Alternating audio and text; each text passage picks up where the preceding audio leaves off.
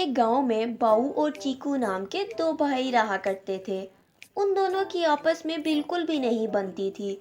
बाऊ और चीकू ने विरासत के बंटवारे में मिले दो बैल भी आपस में बांट लिए थे।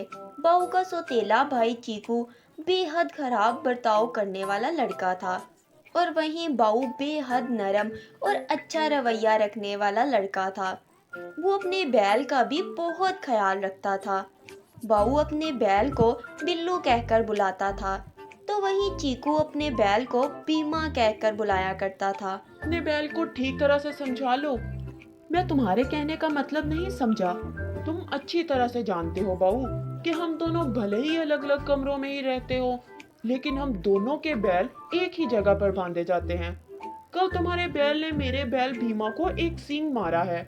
ये तुम कैसी बातें कर रहे हो भैया? बिल्लू और भीमा तो एक ही माँ के बच्चे हैं।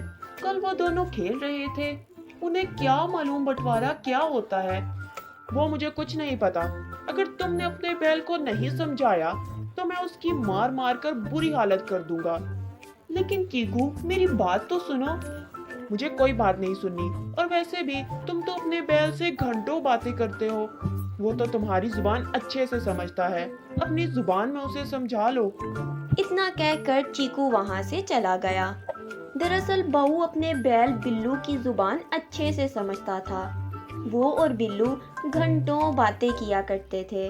बहू बिल्लू की तरफ देखकर बोला, बिल्लू, मैं तुमसे कितनी बार बोला है, भीमा से मत लड़ा करो। मैं तो अपने भाई के साथ खेल रहा था।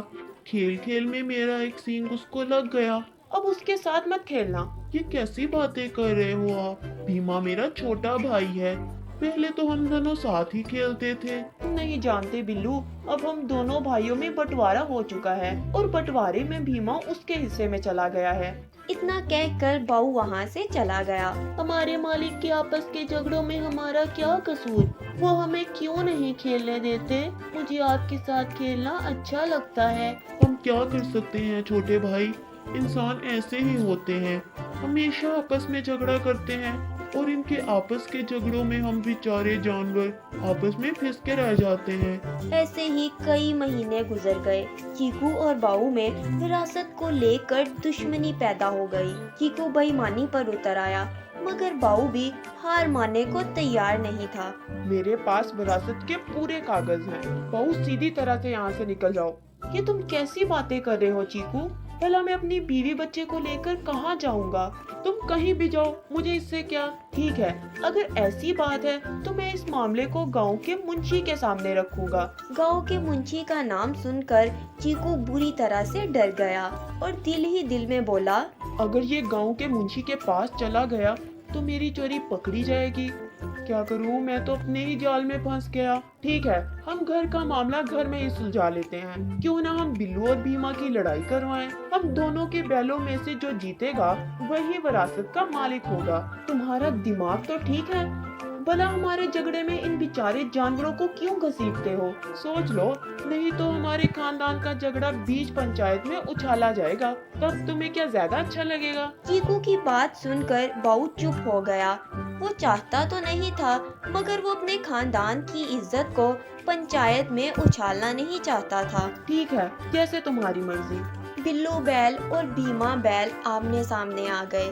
मैं आपके ऊपर हमला कैसे कर सकता हूँ बड़े भाई? मैं नहीं लड़ूंगा।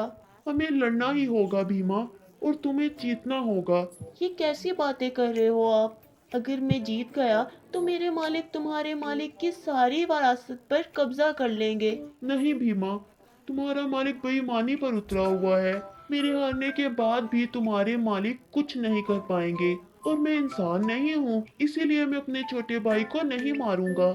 लेकिन तुम्हें माँ का वास्ता है भीमा, तुम मेरे ऊपर वार करो। दरअसल बिल्लू बैल जानता था कि चीकू के पास विरासत का कोई भी सबूत नहीं है। भीमा और बिल्लू में बुरी तरह से लड़ाई होने लगी, मगर बिल्लू बैल ने भीमा के ऊपर कोई वार नहीं किया और भीमा मजबूरी में बिल्लू के ऊपर वार कर रहा था, क्योंकि बिल्लू ने भीमा को माँ का वास्ता दे दिया था। बिल्लू जख्मी होकर गिर पड़ा। बिल्लू को जख्मी होता देखकर बाऊ दौड़ता हुआ बिल्लू के पास आया।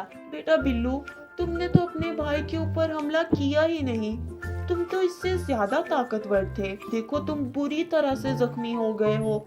क्योंकि मैं इंसान नहीं हूँ। मालिक ने अपने छोटे भाई को नहीं मार सकता था। मैं जानता हूँ कि आपका भाई चीकू के पास विरासत के कोई कागजात नहीं हैं। वो आपसे झूठ बोल रहा है। इतना कहकर बिल्लू ने बाऊ के सामने दम तोड़ दिया। बाऊ फूट फूट कर रोने लगा और चीकू की तरफ देखकर बोला, तुम ही ये सारी विरासत रख लो मेरे भाई। देखो इसने एक जानवर होते हुए भी अपने छोटे भाई पर हाथ नहीं उठाया और तुम मुझे घर से बाहर निकालने पर उतरे हुए हो। बाऊ की बात सुनकर चीकू की आंखों में आंसू आ गए। चीकू उस दिन के बाद सुधर गया, मगर बाऊ आज भी अपने बिल्लू को याद करके रोता रहता है, क्योंकि बिल्लू ने उसके छोटे भाई को इंसानियत का सबक सिखा दिया था। Thanks for watching. Please subscribe to our channel.